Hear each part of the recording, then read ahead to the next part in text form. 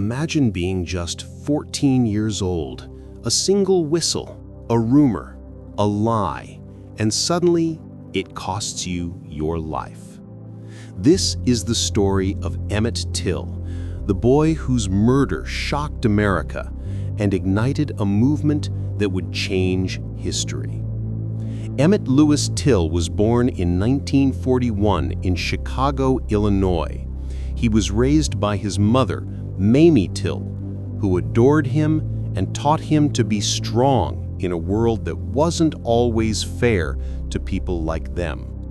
At just 14, Emmett was playful, loved jokes, and, despite a stutter, he was full of charm. But in the summer of 1955, his life took a tragic turn when he left Chicago to visit family in Money, Mississippi, deep in the Jim Crow's South.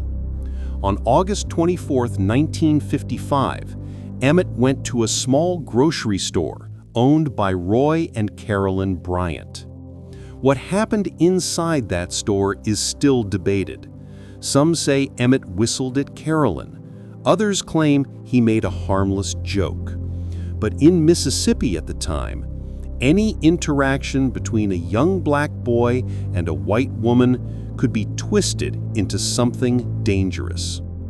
For Carolyn Bryant, that whistle, or even the rumor of it, became a weapon. 4 nights later, on August 28th, Roy Bryant and his half-brother, J.W. Milam, arrived at Emmett's great-uncle's home. Armed with guns, they dragged him from his bed in the middle of the night. They drove him to a barn where they beat him mercilessly. His eye was gouged out.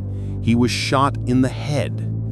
Finally, they tied his body with barbed wire to a heavy cotton gin fan and dumped him in the Tallahatchie River. They didn't just kill him, they tried to erase him. Within days, Emmett's bloated, unrecognizable body was pulled from the water. Bryant and Milam were arrested and charged with murder, but in Mississippi, justice was never blind. At the trial, Carolyn Bryant testified against Emmett. The courtroom was packed, segregated, of course. The jury was all white, and after just 67 minutes of deliberation, they returned their verdict: not guilty. Weeks later, shielded by double jeopardy, both men admitted their crime in a paid magazine interview. They laughed about it, knowing they could never be tried again. When Emmett's body was returned to Chicago, Mamie Till made a decision that would shock the world. She insisted on an open-casket funeral.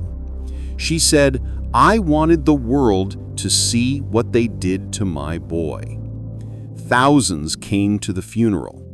Photos of Emmett's mutilated face were published in Jet magazine, sparking outrage across the nation.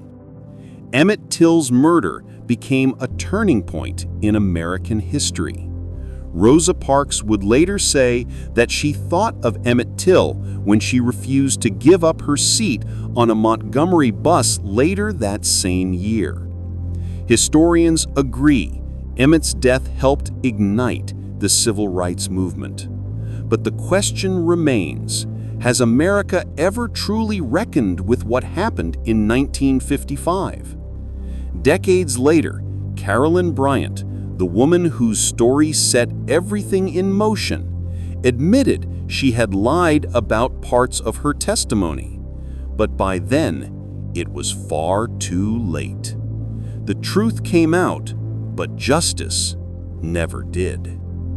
So I ask you, do you believe justice was ever served for Emmett Till? Let me know in the comments below.